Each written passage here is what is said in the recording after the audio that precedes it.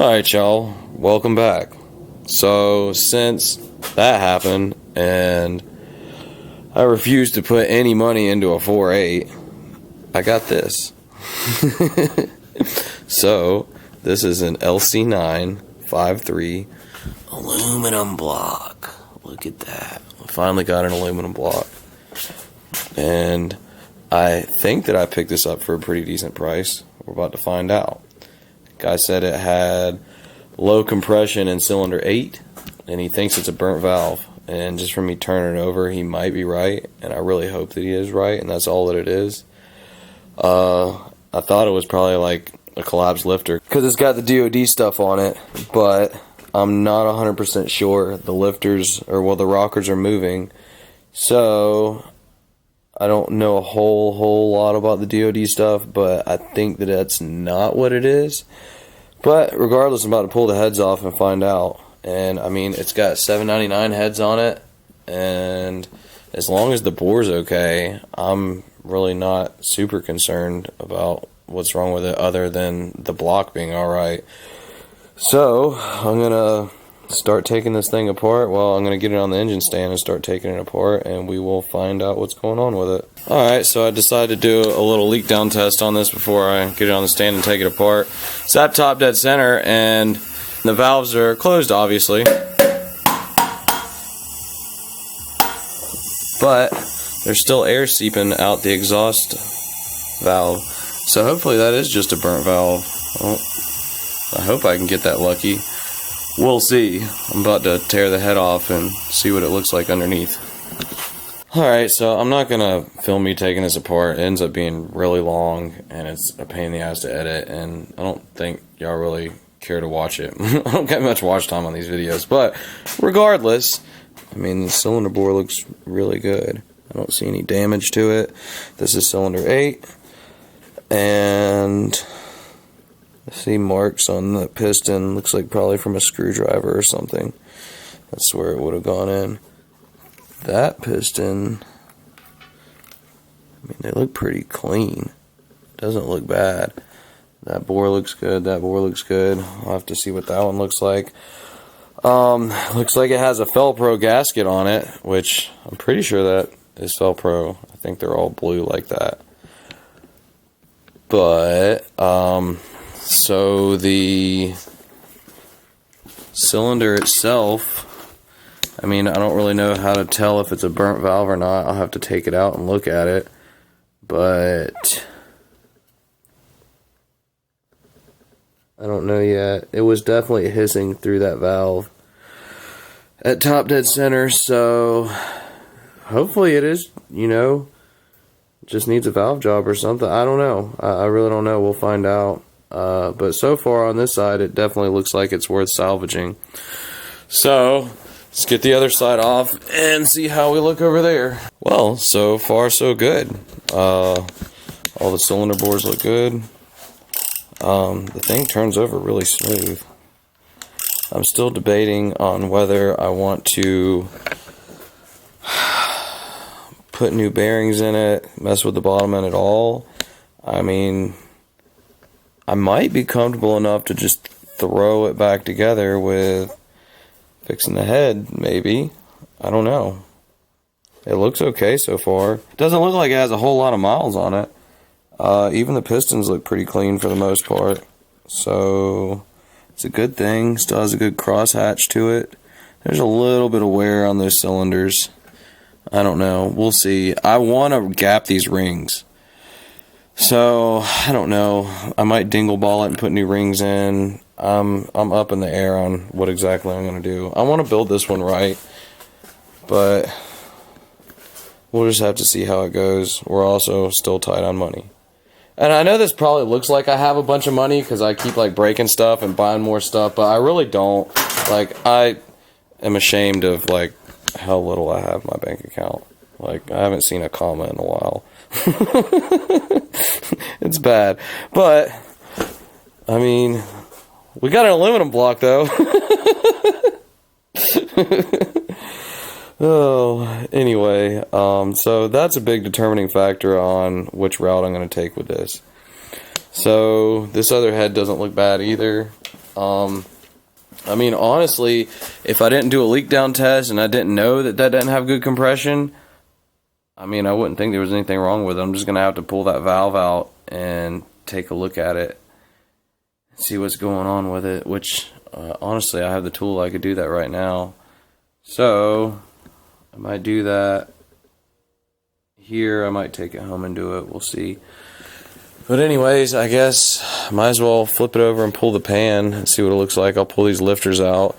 I want to see what the cam bearings look like too, but I don't know. Well, I mean, I guess it don't matter. I can pull the cam out right now. It's not a big deal.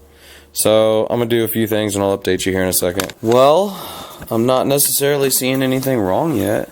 I mean, there was some stuff down in there.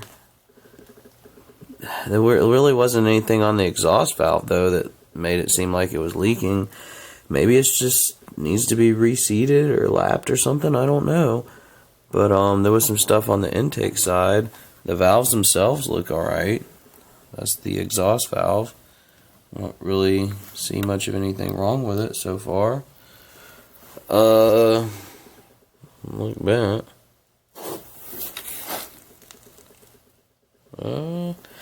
I don't know. Maybe. I'm not sure. I mean, I'm not mad that I'm not finding anything wrong. I would kind of like to know exactly what's going on with it, though. But, as you can see, I've got everything out. And yes, I looked at my cam bearings. Oh no, they're going to be bad now. They actually look really good. I don't know how well you're going to be able to see on here. I mean, I guess that's normal wear. I'm not a cam bearing expert, but I do know what a bad one looks like. And, I mean, that has Babbitt on it. It don't look bad. I think that'll be fine. So, I don't know. It looks alright to me. I can, for the most part, see all the way down in there. I'll get the rear cover off once I get this back on the hoist over there. But I mean, I'm honestly kind of inclined to just run those. I think it'll be fine.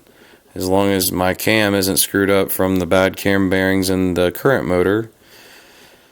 Just have to see what it looks like when I pull that out and get ready to throw this one in.